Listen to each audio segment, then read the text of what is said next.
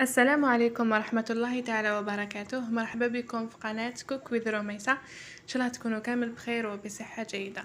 اليوم راح نشارك معكم وصفة غراتا تاع السلق خفيف بلا لحم بلا دجاج، تحتاجي فيه غير السلق والبطاطا والبيشاميل.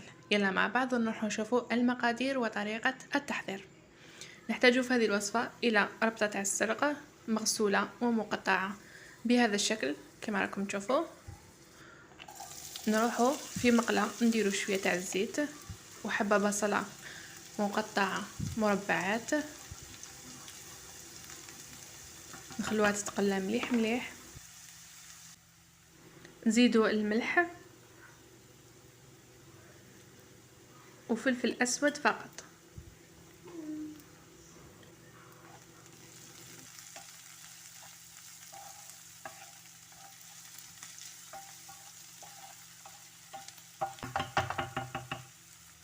ومن بعد نبداو نزيدو في السلق بشويه ونخلوه يذبال.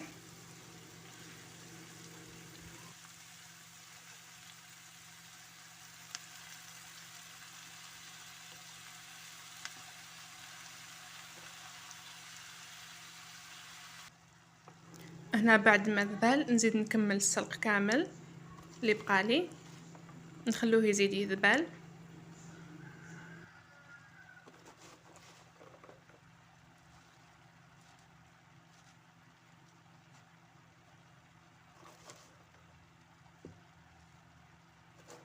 وفي هذاك الوقت نروح نوجدو البطاطا.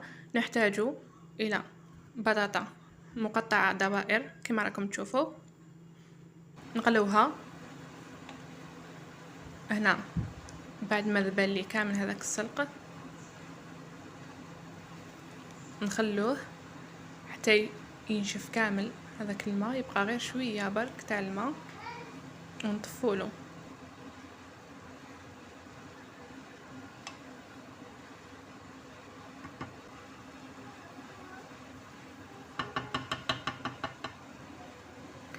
ومن بعد نروحو نوجدو البيشاميل.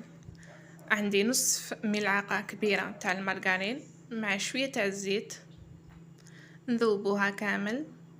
ومن بعد نزيدو مغرفه تاع الفرينه نحمصوها مليح.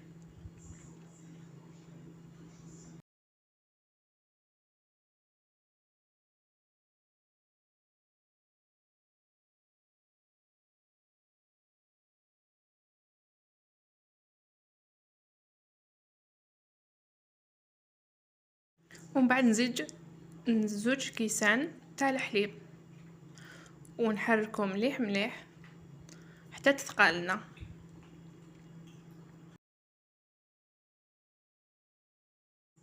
نزيد الملح وفلفل اسود رشه رشه، ونزيد ملعقه كبيره جبن طري ونخلطو مليح حتى يذوب هذاك الفرماج، ونكونوا كملنا صوص بيشاميل تاعنا.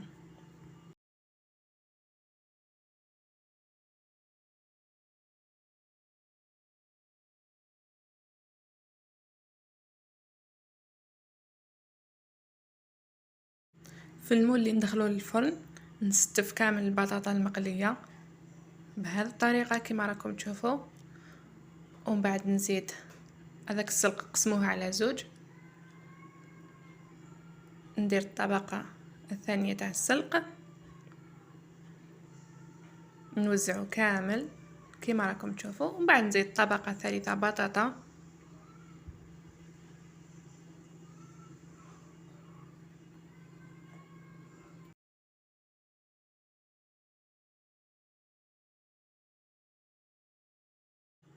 ومن بعد نزيد السلق اللي بقالي كامل نوزعه كامل.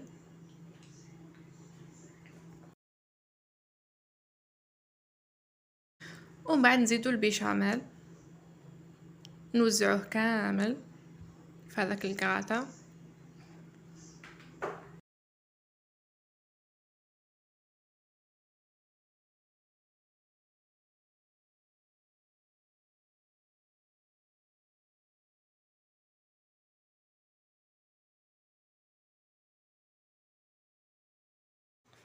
نزيد جبن مبشور، ومن بعد ندخلوه للفرن يكون مسخن من قبل.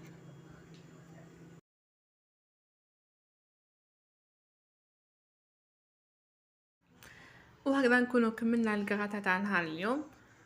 ان شاء الله يكون عجبكم الفيديو تاع نهار اليوم. ما تبخلوش علينا بلي جام وتحطوا لنا ارائكم في تعليقات، واللي جربوا الوصفه يعطونا رايهم بكل صدق.